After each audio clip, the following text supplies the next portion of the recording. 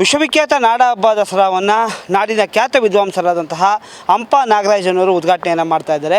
ಹೀಗಾಗಿ ಮುಖ್ಯಮಂತ್ರಿ ಸಿದ್ದರಾಮಯ್ಯವರು ಕೂಡ ಘೋಷಣೆ ಮಾಡಿದರೆ ಈಗ ನಮ್ಮ ಒಟ್ಟಿಗಿದ್ರೆ ಬನ್ನಿಟ್ಟು ಮಾತಾಡೋಣ. ಸರ್ ನಮಸ್ತೆ ಸರ್.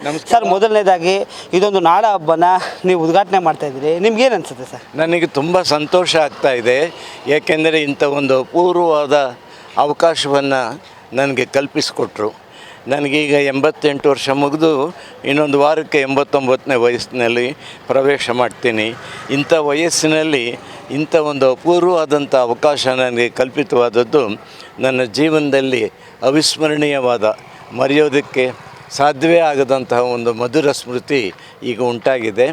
ಮತ್ತು ನಾಡ ಹಬ್ಬ ಇದು ಭಾಳ ವರ್ಷಗಳಿಂದ ನಾನು ನೋಡಿರ್ತಕ್ಕಂಥದ್ದು. ಬಾಲ್ಯದಿಂದ ಸುಮಾರು ಒಂದು 50-60 ದಸರಾ ನಾನು ನೋಡಿರ್ಬೋದು.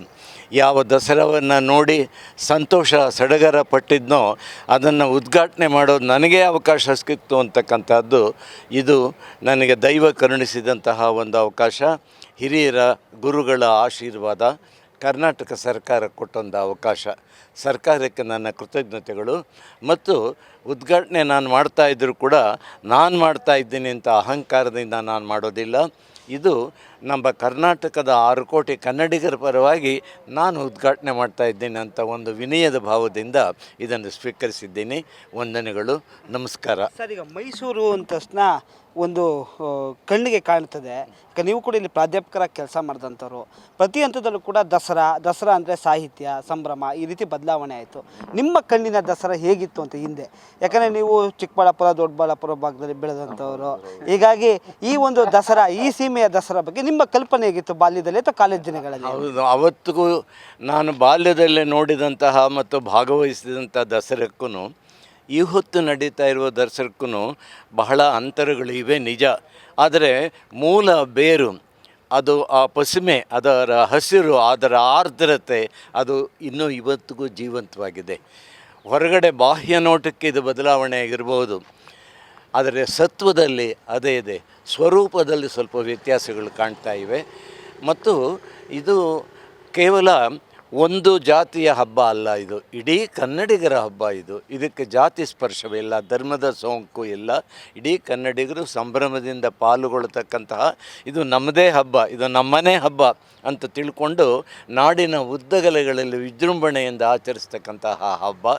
ಈ ಹಬ್ಬದ ಒಂದು ಭಾಗವಾಗಿ ಅದರ ಅಗ್ರತಾಂಬೂಲವನ್ನು ನನಗೆ ಸ್ವೀಕರಿಸುವ ಅವಕಾಶ ಸಿಕ್ಕಿದ್ದಕ್ಕೆ ನನಗೆ ತುಂಬ ಪುಳಕ ಆಗಿದೆ. ನಮಸ್ಕಾರ. ಈಗ ನೀವು ಸಾಕಷ್ಟು ರೀತಿಯಾದಂತಹ ಸಾಹಿತ್ಯದಲ್ಲಿ ಅಥವಾ ಜೈನ ಸಾಹಿತ್ಯ ಇರ್ಬೋದು, ಸಾಕಷ್ಟು ಪ್ರಶಸ್ತಿಗಳನ್ನ ತೆಗೆದುಕೊಂಡಿದ್ದೀರಾ. ಅದೆಲ್ಲರ ಜೊತೆ ಇದೊಂದು ಗೌರವ ಸಲ್ತಿರ್ತಕ್ಕಂಥದ್ದು ಕೂಡ ಒಂದು ವಿದ್ವಾಂಸರಿಗೆ ಒಂದು ತಕ್ಕಂಥ ಗೌರವ ಆಗಿದೆ. ವೈಯಕ್ತಿಕವಾಗಿ ನೀವು ಒಬ್ಬರು ವಿದ್ವಾಂಸಾಗಿ ಏನನ್ಸುತ್ತೆ? ಯಾಕಂದರೆ ಸಾಹಿತಿಗಳನ್ನ ಇವತ್ತಿನ ಏನೆಂದರೆ, ನಾನು ಇಷ್ಟು ವರ್ಷ ಓದಿಕೊಂಡು ಬೆಳೆದಂತಹ ಸಾಹಿತ್ಯದಲ್ಲಿ ಇದ್ದಂತಹ ಸಂಗತಿಗಳು ಮತ್ತು ನಾಡಿನ ಪರಂಪರೆಯನ್ನು ಕುರಿತು ನಮ್ಮ ಕವಿಗಳು ಏನು ಸಂಭ್ರಮಿಸ್ತಾ ಇದ್ದರು ಅದನ್ನೆಲ್ಲ ಪುನಃ ಮೆಲುಕು ಹಾಕುವ, ಈ ದನಗಳು ಅಲ್ಲಿ ಹುಲ್ಲು ತಿಂದ್ಕೊಂಡು ಬಂದ ಮೇಲೆ ಮೆಲುಕು ಹಾಕ್ತಾರಲ್ಲ, ಚೂಯಿಂಗಮ್, ಹಾಗೆ ನಾನು ಅದನ್ನು ಪುನಃ ಮೆಲುಕು ಹಾಕ್ತಕ್ಕಂಥ ಒಂದು ಅವಕಾಶ ಅಂಥ ವೇದಿಕೆ ಅಂತ ನಾನು ತಿಳ್ಕೊಂಡಿದ್ದೀನಿ. ನಮಸ್ಕಾರ. ಇದಿಷ್ಟು ಏನು ಹಂಪ ನಾಗರಾಜ ಅವರ ಮಾತಾಗಿರ್ತಕ್ಕಂಥದ್ದು.